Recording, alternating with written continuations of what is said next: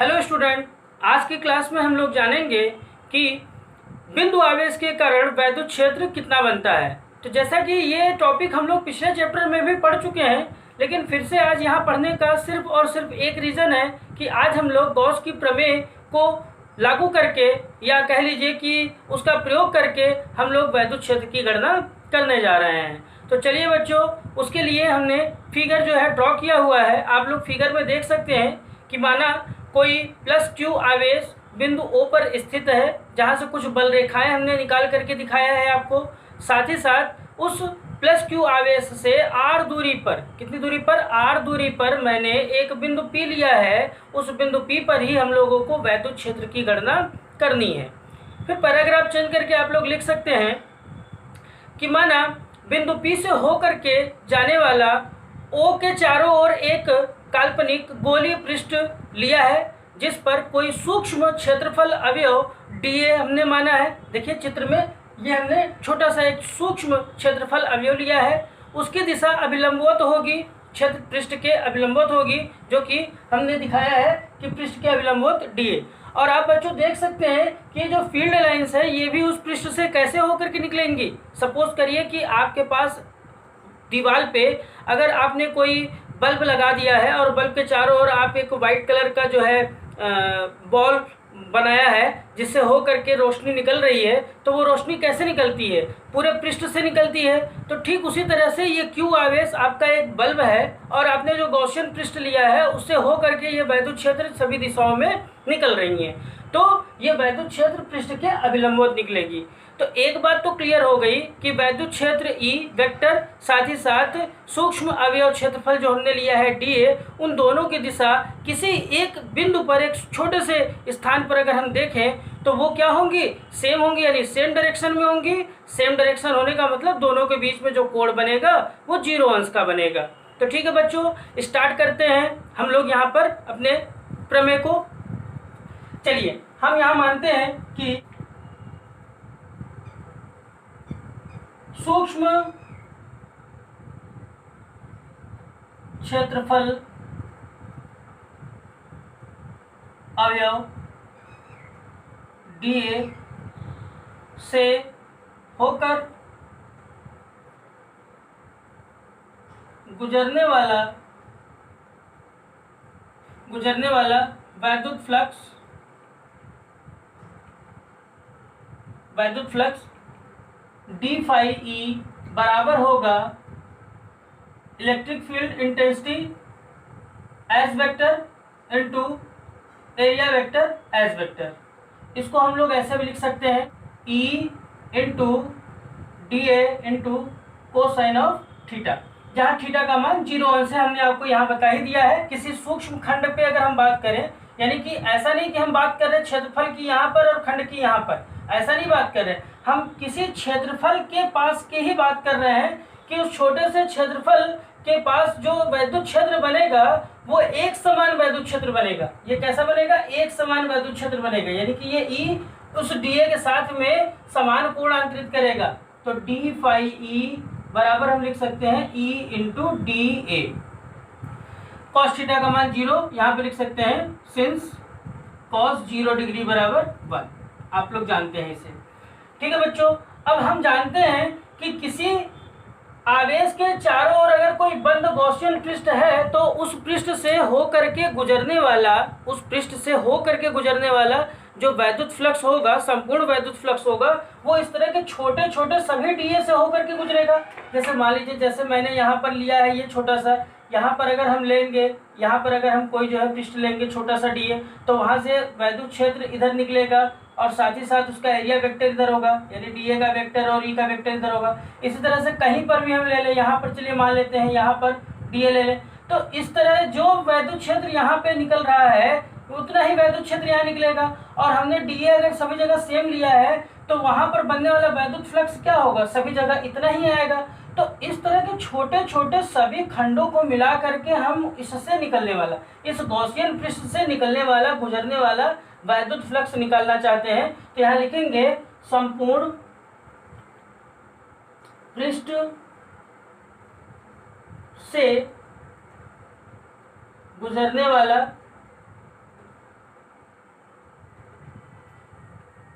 वैद्युत फ्लक्स जो होगा फाई ई। टोटल फ्लक्स की बात कर रहे हैं हम। इस तरह के जितने छोटे छोटे डीए आपको मिलेंगे सबको आप इकट्ठा कर लेंगे, सब पे बनने वाला वैद्युत फ्लक्स आप इकट्ठा कर लेंगे तो आपको टोटल फ्लक्स मिलेगा। और वो टोटल फ्लक्स बराबर होगा कितने के, इसका close integration of E into D A के। यानी देखिए छोटे छोटे जितने भी खंड होंगे उन सबको आप जो है इकट्ठा कर लीजिए, यानी उनको इंटीग्रेट कर लीजिए तो आपका ये हो जाएगा। चलिए सरफेस का हम नाम ले लेते हैं, सरफेस का नाम हम एस ले लेते हैं, तो इसको क्लोज इंटीग्रेशन हम एस बोल देते हैं कि ये एस है। ठीक है, इससे कोई मतलब नहीं है, नाम है ये, इससे कोई यहाँ पर हमारे डेरिवेशन में इसका कोई यूज नहीं है, ये सिर्फ नाम के लिए क्लोज की बात किया है मैंने, इसलिए क्लोज हमारा क्या है, एस सरफेस है, इसलिए मैंने इसको यहाँ पर ले लिया है। अब देखिए बच्चों फाई ई बराबर, हम इसको देखिए क्या क्या हम चीज यहाँ पर ले सकते हैं। यहाँ देखिए ये जो ई है, आप इस ई के बारे में क्या कहेंगे। अगर हमारा पृष्ठ यहाँ होगा तो यहाँ से निकलने वाला या गुजरने वाला जो वैद्युत बल रेखाएं होंगी वो, यहाँ निकलने वाला वैद्युत बल रेखाएं वो, क्या वो अलग अलग होंगी या सभी जगहों पे सेम होंगी। आप बात करिए, एक छोटे से खंड की बात कर रहे हैं हम, एक सूक्ष्म खंड की बात कर रहे हैं, उस सूक्ष्म खंड में से हो करके गुजरने वाली जो वैद्युत बल रेखाएं हैं वो जितनी यहाँ निकलेंगी उतनी ही यहाँ निकलेंगी। क्यों? क्योंकि हमारा ये जो आवेश है ये केंद्र पर रखा हुआ है। अगर आप इसको कहीं पर भी ले जाइए, यहाँ कहीं पर भी ले जाइए, तो हो करके गुजरने वाली जो बल रेखाएं हैं वो तो उतनी ही गुजरेंगी जितनी की गुजरती हैं। यानी कि हम ये नहीं कह सकते हैं कि यहाँ पे कम गुजर रही होंगी, यहाँ पर ज़्यादा गुजर रही होंगी, ऐसा नहीं बोल सकते हम लोग। क्यों नहीं बोल सकते? क्योंकि ये जो आवेश है ये केंद्र पर रखा हुआ है। ठीक है, अब देखिए इस आधार पर हम इस ई को कांस्टेंट मान करके कि ये सभी जगहों पे यानी पृष्ठ के सभी जगहों पे एक समान रूप से निकलेगा या गुजरेगा, तो इस ई को हम बाहर लेके चले जाएंगे अपने इंटीग्रेशन से, E into close integration of D ए। तो देखिए हमको यहाँ पर इंटीग्रेशन करना है डी ए का, तो जैसा कि इंटीग्रेशन डी ए अगर लिखा हुआ है तो उसका मान क्या होता है, integration of D A is equal A. यानी कि इसके इंटीग्रेशन को हम लोग ए कह सकते हैं। चलिए यहाँ पर देख लेते हैं हम इसको, फाई ई बराबर ई इंटू ए, यानी संपूर्ण क्षेत्रफल की बात होगी। यहाँ ए क्या है, छोटे छोटे ये जो क्षेत्रफल थे इन सबको मिला देंगे, अगर हम लोग इंटीग्रेट कर देंगे अगर हम लोग, तो ये हमारा संपूर्ण क्षेत्रफल मिलेगा। और किसी गोले का संपूर्ण पृष्ठ क्या होता है बच्चों, आपको पता है, किसी गोले का जो संपूर्ण पृष्ठ होता है वो होता है 4 पाई आर स्क्वायर, जहाँ आर उसकी रेडियस है जो कि केंद्र से यहाँ बिंदु पी या कहीं पर भी आप देख लीजिए उसकी रेडियस हर जगह समान होगी, तो वो आर स्क्वायर यहाँ पर हमने लिखा। अब यहाँ पर गॉस की प्रमेय से हम लिखेंगे, गॉस की प्रमेय से हम कह सकते हैं कि जो फाई ई होता है वो जितना वो गॉसियन सरफेस चार्ज को इनक्लोज करके रखा है, जितना अपने अंदर कंटेन करके रखा हुआ है, उसका 1/ε0 टाइम्स होता है। यानी कि हम इक्वेशन फर्स्ट और इक्वेशन सेकंड से हम देखें तो दोनों ही सिचुएशन में ये संपूर्ण पृष्ठ द्वारा गुजरा हुआ फ्लक्स है, ये भी किसी संपूर्ण पृष्ठ द्वारा गुजरा हुआ टोटल फ्लक्स है। तो इन दोनों टोटल फ्लक्स को हम क्या कर सकते हैं, इक्वल मान सकते हैं। तो अगर हम यहाँ लिखेंगे समीकरण 1 तथा 2 से, समीकरण 1 तथा 2 से हम क्या कह सकते हैं, यहाँ देख लीजिए कि E into 4 pi r square बराबर होगा किसके, Q अपॉन एप्सिलॉन नॉट के।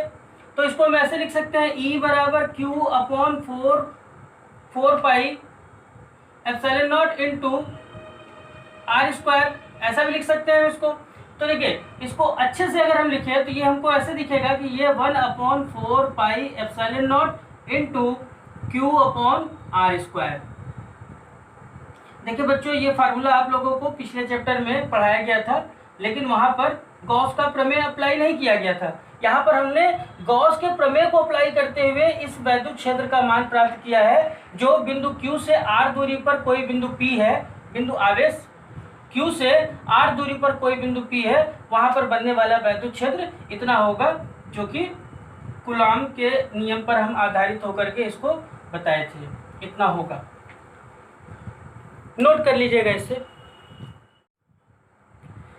तो स्टूडेंट अब हम लोगों की जो अगली हेडिंग है वो है अनंत लंबाई के आवेशित तार के निकट वैद्युत क्षेत्र यानी कि हम लोगों के पास एक तार है जो कि अनंत लंबाई का है, उसके निकट हम लोग किसी बिंदु P पर एक तार के कारण बनने वाला वैद्युत क्षेत्र ज्ञात करेंगे। तो सबसे पहले हम आपको यहाँ पर ये बता दें कि ये अनंत लंबाई का जो चालक तार है, जो आवेशित तार है, ये कैसा है। क्या ये वास्तव में बहुत ज़्यादा लंबा है या अनंत है? आइए हम इसको पहले देख लेते हैं कि ये कैसा तार है।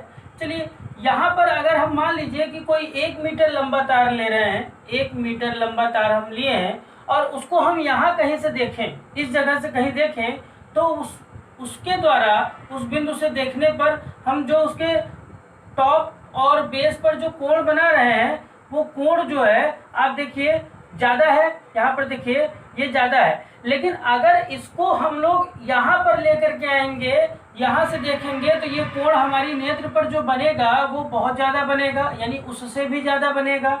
और अगर इसको हम और नज़दीक ले आएंगे तो ये बहुत ज़्यादा जो है और बनने लगेगा।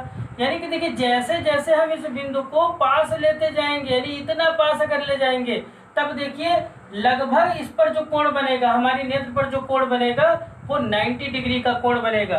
तो 90 डिग्री का कोण बनने का मतलब ये है कि अगर हम वहाँ से जा करके किसी, जैसे मान लीजिए हम किसी खंबे को देखें, पास में जा करके देखें, तो वो खंबा हमारे लिए बहुत लंबा है, लेकिन अगर उसी खंबे को हम दूर जा करके देखेंगे तो वो खंबा हम एक बार में पूरा अपनी आंखों से जो है देख सकते हैं। तो मेरे आंखों के लिए वो अनंत नहीं रहेगा, लेकिन अगर हम उसके बहुत पास जा करके अगर उसको देखें तो वो हमको पूरी तरह से एक बार में नहीं दिखेगा, यानी उसका टॉप पॉइंट हमको नहीं दिखेगा।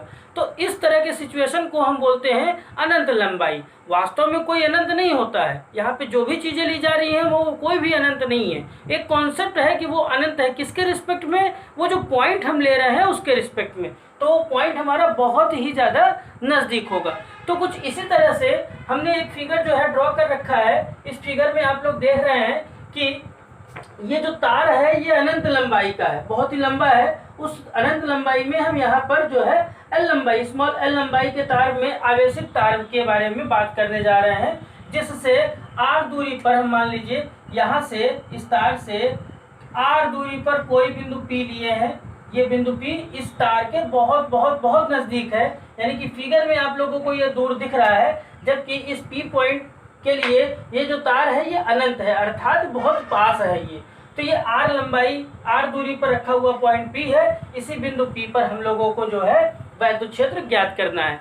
तो बच्चों, जैसा कि फिगर में आपको दिख रहा है कि इस बिंदु P से हो करके घिर करके, इस बिंदु P से हो करके जाने वाला एक गॉसियन पृष्ठ हमने कल्पना किया है। ये काल्पनिक पृष्ठ है, इसको हम गॉसियन पृष्ठ कहते हैं। ये एक काल्पनिक जो है बेलनाकार गॉसियन पृष्ठ हमने माना है। बेलनाकार मानने का यहाँ कारण है, हम आपको इसको बाद में बताते हैं।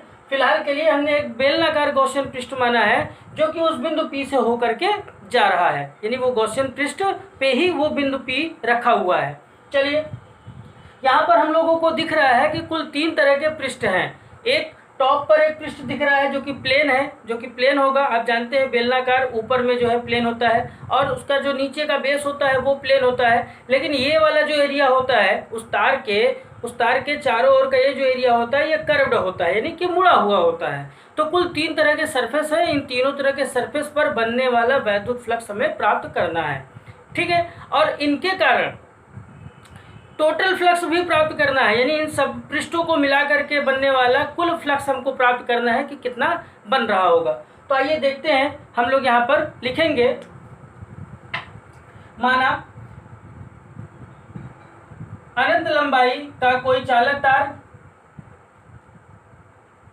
जिसका रेखीय आवेश घनत्व लैम्डा है तथा आर दूरी पर कोई बिंदु P है जहां वैद्युत क्षेत्र की तीव्रता ज्ञात करनी है।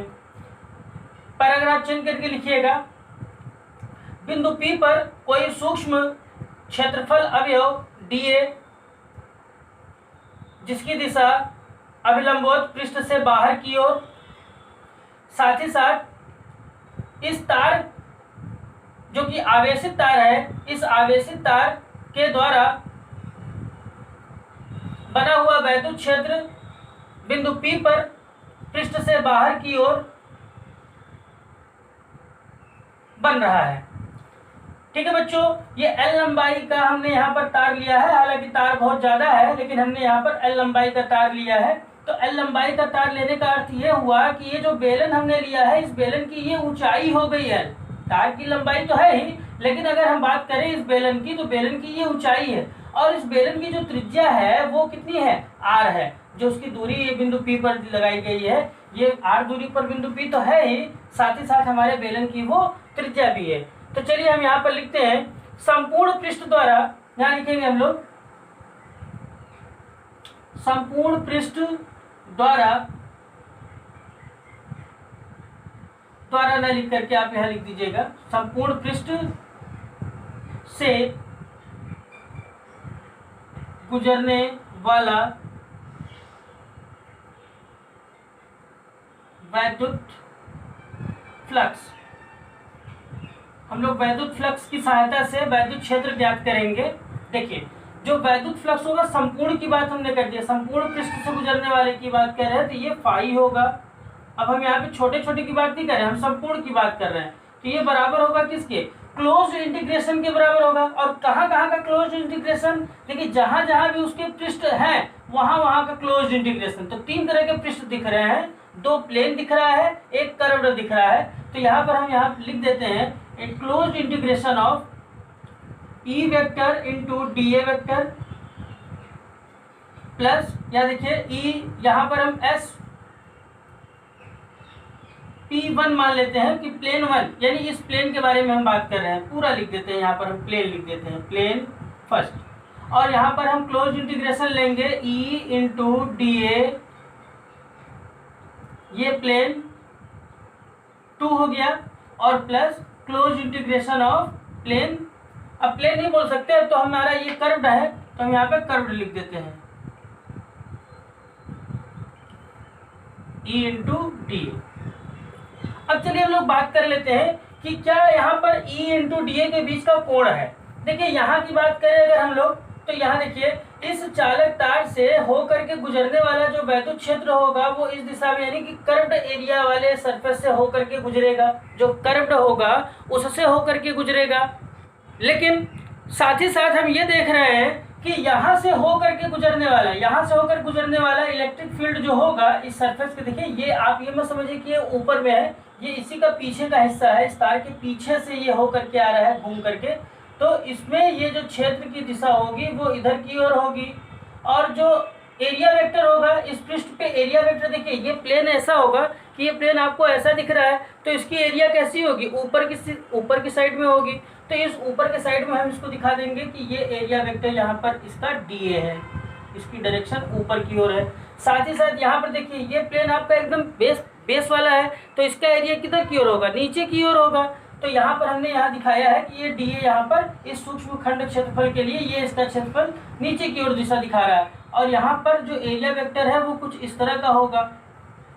लेकिन यहाँ इस बिंदु P पर देखिए, इस बिंदु P पर जो एरिया हमने लिया है, थोड़ा सा हमने सूक्ष्म क्षेत्रफल अवयव लिया है, उस DA की दिशा भी उधर ही है, और उस बिंदु P से गुजरने वाला या निकलने वाला वैद्युत क्षेत्र की दिशा भी इधर की ओर है। तो आप देख सकते हैं कि दो स्थितियों में, यानी जो प्लेन स्थिति है, प्लेन की स्थिति में E और DA के बीच जो कोण बन रहा है वो 90 बन रहा है, और यहाँ जो कर्व्ड है वहाँ पर बनने वाला जो कोण है वो 0 अंश बन रहा है। तो बच्चों याद करिए, हमने आप लोगों को बताया था कि कोण बहुत इंपॉर्टेंट होता है। cos 0 अंश के लिए इसका मान 1 होता है, जबकि cos 90 अगर हम रखेंगे तो वहाँ पर मान क्या हो जाएगा, 0 आ जाएगा।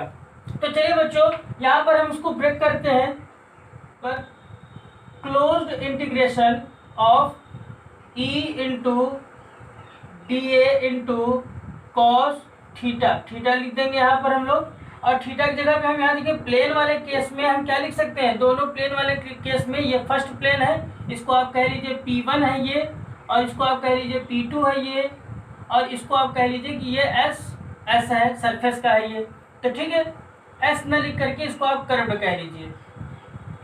तो देखिए इस केस में आपको क्या लग रहा है, यहाँ पे कोण बनेगा 90, ठीक है। इसी तरह से यहाँ पर देखिए close integration E into DA into cos 90, साथ ही साथ फिर देखिए थर्ड वाले में कर्व जहाँ पर है वहाँ पर close integration of E into DA into cos 0 अंश।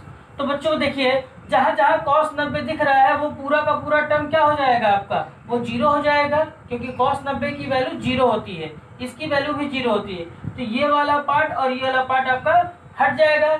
यहाँ पर आप लोग लिख सकते हैं फाई ई बराबर closed integration of E into D A into cos zero अंश।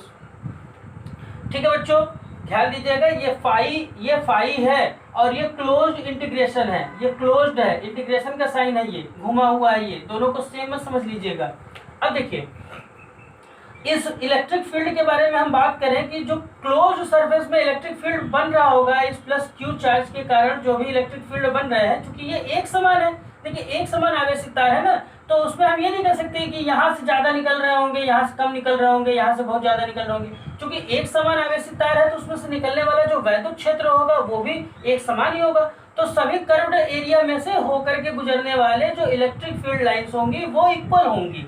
और हमारे पास ये जो छोटा सा सेगमेंट हमने लिया है, एरिया सेगमेंट डी है, उस एरिया से निकलने वाला जो वैद्युत क्षेत्र होगा वो सभी छोटे छोटे खंडों के लिए एक समान होगा, अर्थात ये कांस्टेंट है, ये सभी जगहों के लिए कांस्टेंट है, तो इसको हम बाहर ले लेंगे, ये ई बाहर हो गया।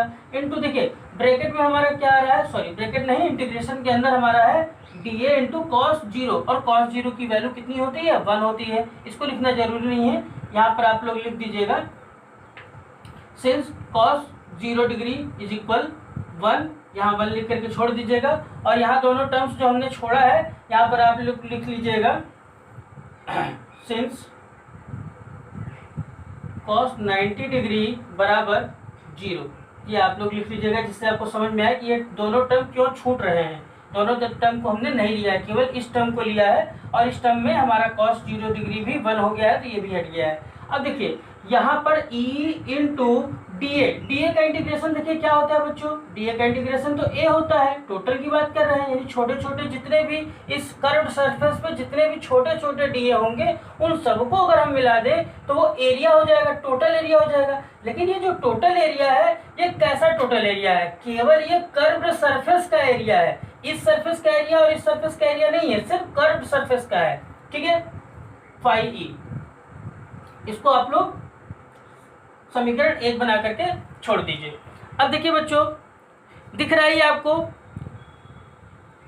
चलिए इसको हम नीचे लिख देते हैं, फिर से हम इसको लिख देते हैं फाई ई बराबर ई इंटू ये ए हो गया है।